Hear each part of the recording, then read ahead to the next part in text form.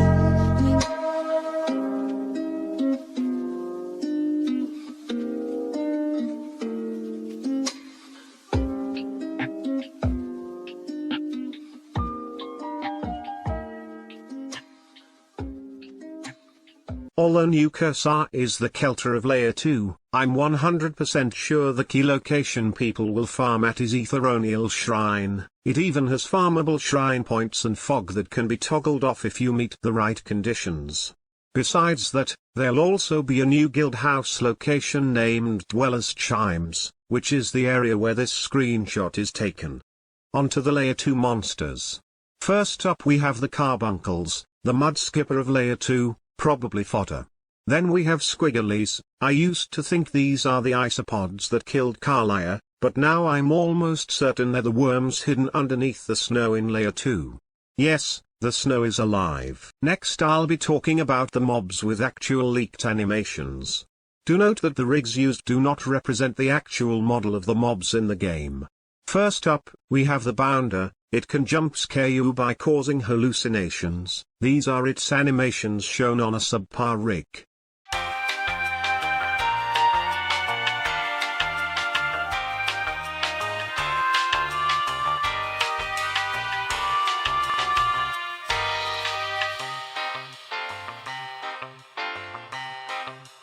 For the next few mobs, I'll be touching on them before showing their animations all at once.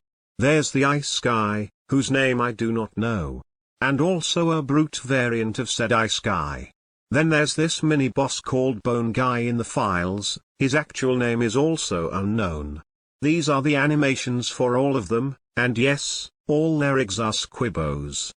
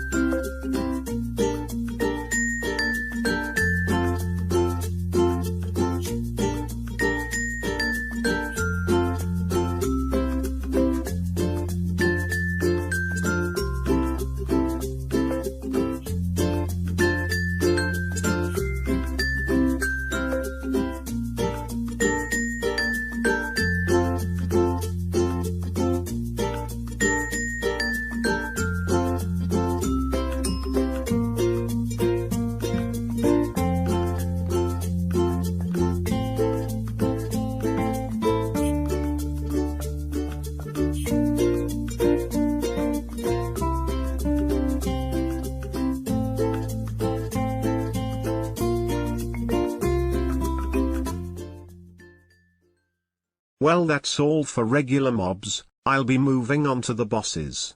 The first one is Chaser. This boss is the one shown in the trailer. It uses blood manipulation to kill you.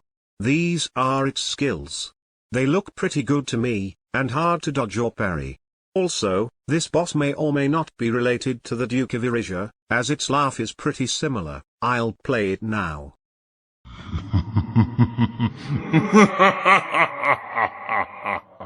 This boss is not that known, there's very little info on it, but the next boss, Avatar of Etheron, is quite well known. It is as big as pre-nerf Primadon. Although its size in the picture isn't accurate, it's actually 70% of that size, which is still huge. These are its skills as shown in the game files. And these are the animations of said skills. It also has a cool death effect, with green beams of light emitting out of its body. Okay, now we've finally reached the weapons section. Firstly, we have the Lantern Karate. It shares the same animation as the Way of Navy. It scales with your willpower along with light weapon, a good choice for divers. Then we have the new Rail Blade. The heck? I know, right? Me. Do these freakers want with me? Lastly, we have these rifles, one seemingly requiring no bullets. Apparently both of them can be equipped on main hand and off hand, which is really weird to me. There will be more weapons added, but I have no idea which is a spec and which isn't. These four are just the confirmed ones. I'll be showing rail blade animations and rifle animations now. Do keep in mind that once again, these are just rigs, they aren't the actual model of the weapons.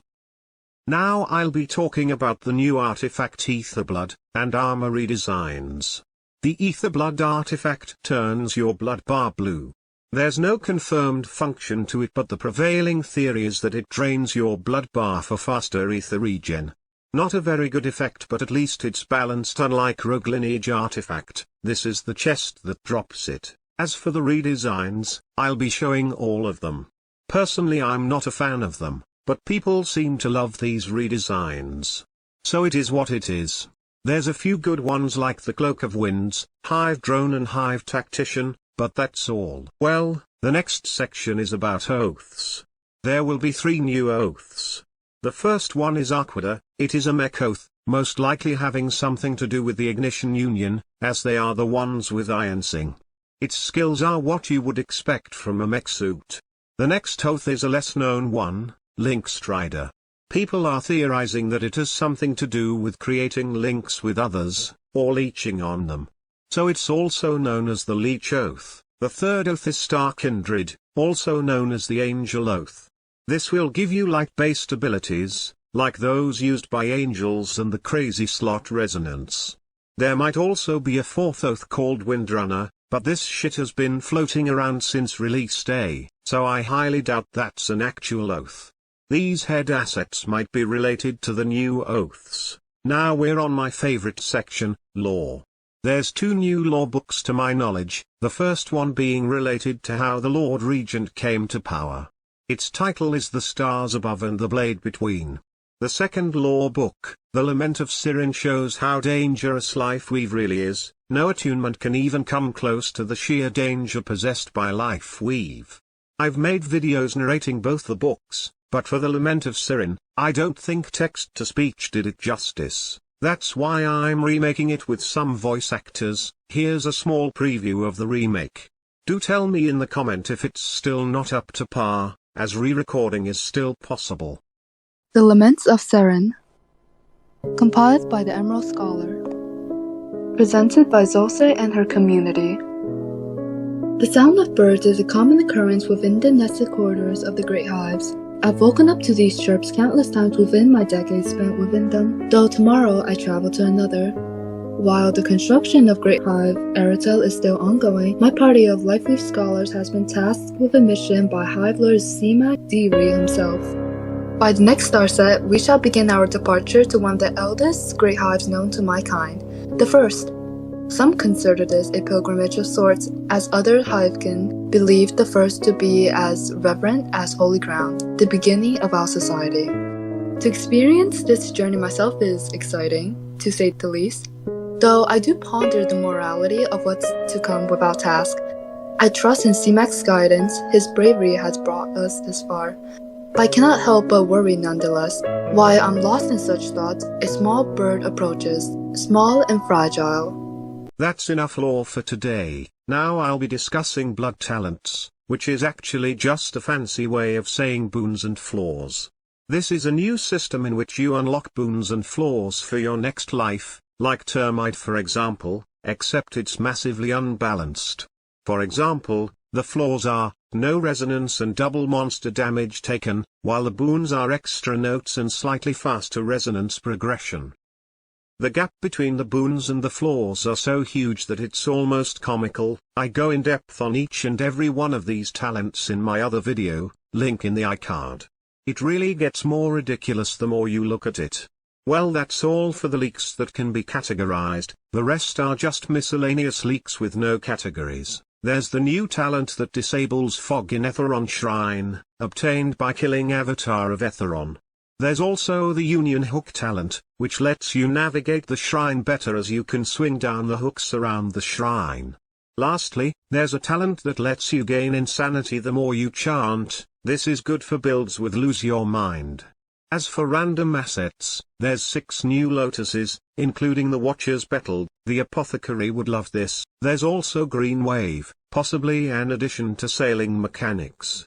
Besides that, there's also this orb titled Door Key, possibly a key for the entrance leading to Layer 2, and lastly there's the Egg of a Megalodont, which might mean you'll be able to hatch one for yourself, or it's just for decoration in a Megalodont den. Well, that's every datamine leak that will be released for the foreseeable future. Do like and subscribe if you find this video informative. I am a superhuman that upload videos daily. As for all of you guys that only watch me for the leaks, until we meet again, hopefully soon,